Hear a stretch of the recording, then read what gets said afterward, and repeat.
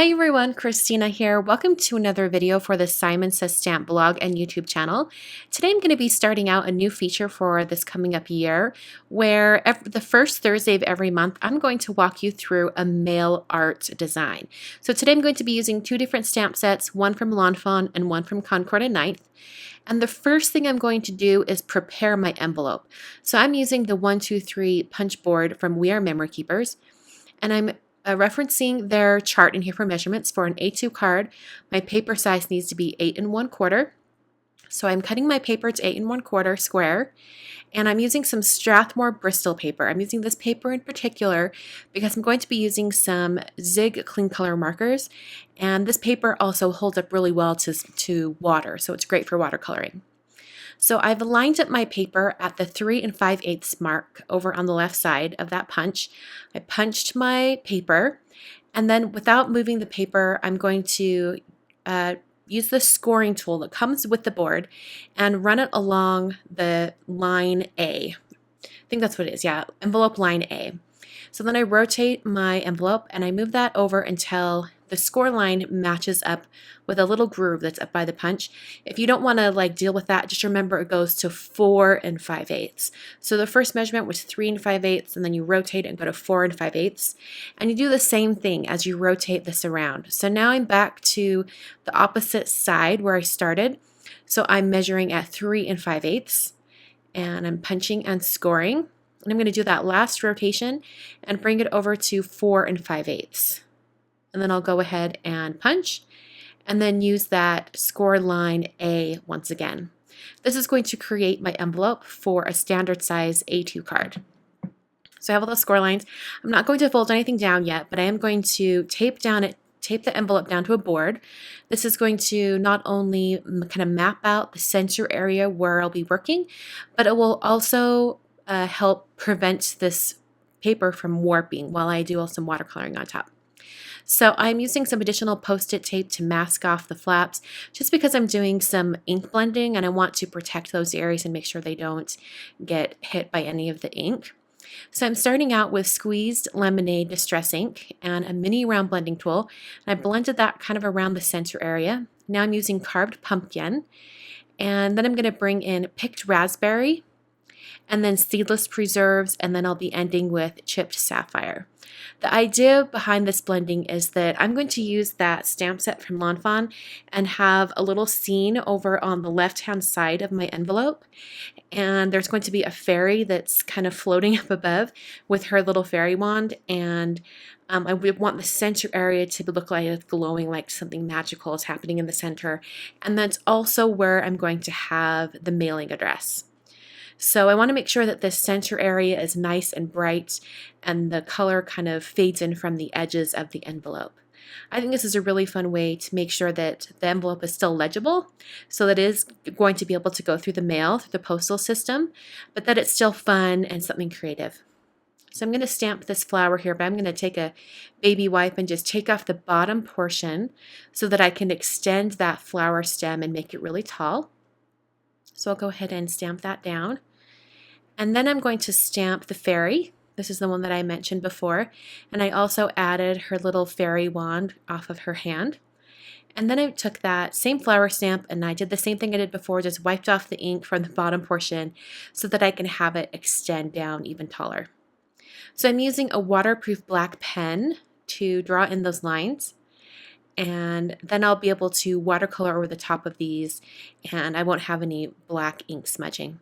Using that same pen to draw in some ground underneath the little house, little fairy house. And then I'm going to go into coloring. Like I said before, I'm using some Zig Clean Color Roll Brush markers and also a water brush. This is a small aquash brush from Pentel. And I really love to use a water brush with these markers in particular because they blend so well on Bristol paper. They blend like a dream. And I also wanted to mention that the ink blending that I did, it does behave a little bit differently on Bristol paper as opposed to a regular cardstock. Bristol paper has a little bit of a coating on it, and that's what prevents any moisture or ink or things like that from soaking into the paper too quickly. So as you're ink blending, you have a little bit of time to really get some nice blends. I know I sped up the video, so maybe you didn't see it, but there were a couple times, especially when I was using seedless preserves, where my ink blending tool came down pretty sharply onto my Bristol paper, and it left like a stamp of the foam. But I was able to kind of blend that out, even though the ink was already on the paper. And you can't necessarily do that with regular cardstock, so it just behaves a little bit differently. I really like the blending. You get a really soft blend on Bristol paper because the inks don't absorb quite as quickly. So if you really want to have a really faded, ethereal blend, maybe try Bristol paper, even if you're not going to be watercoloring, just because I really think, especially for those who are starting out with ink blending, you'll have a much better result and it will be a little bit less frustrating to get what you're looking for. So after I had all of those little areas painted in, I took my water brush and I just added some water circles, water dots, kind of up into that ink blended area. Distress ink reactivates with moisture. So this is going to give me some nice white spots. I thought it would sort of look a little bit like fairy lights or little twinkly lights or anything like that. Just give it more of a whimsical look. And this is a way to do that without having to add sequins or things like that, because of course that would come off of the surface of the envelope when it is mailed. So I'm adding more of those little dots, and I'm just using a paper towel to dab up that color, and you're left behind with those little droplets. So now I'm going to take some Post-it tape and I'm going to kind of do a practice run of the recipient's name. I'm going to be sending this envelope and a card, once I make it, to my friend Kelly Marie, who is one of the co-owners of Lawn Fawn. And so I thought I would send it to Kelly Marie, care of the Lawn Fawn business office. So first I'm stamping out the letters from that Concord and Ninth stamp set because I want to make sure I get the spacing just right. And then I can move back up to my envelope and kind of place it where I think where I'm actually going to have it be stamped. And then I can use a pencil and make a little mark so I know exactly where to begin stamping. This is going to give me a better idea of where to start. And especially if you've already finished the rest of your envelope and you're adding this as the last step, it's always a good idea to kind of do a test run.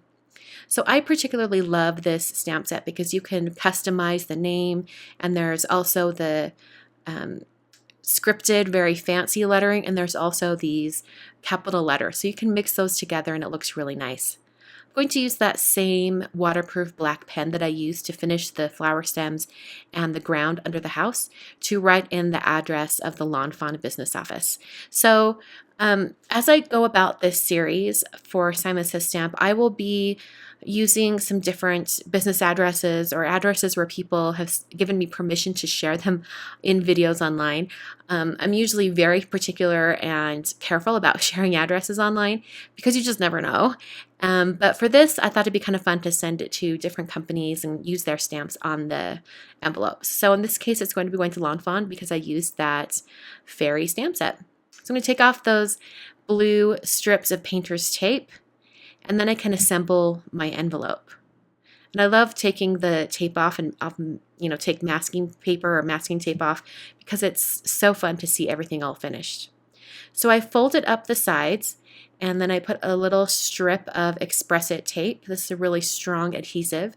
And I also cut the tip of that bottom flap so that it was nice and straight going across the envelope. And you don't have to do that, but I decided I wanted to. So there's the envelope. I'm going to leave it open until I have a card to put inside. I only have a couple things to do to finish off this envelope, and one has to happen before the other. I've added my postage stamps onto my envelope, and now that everything is completely finished, I'm going to add some Distress microglaze.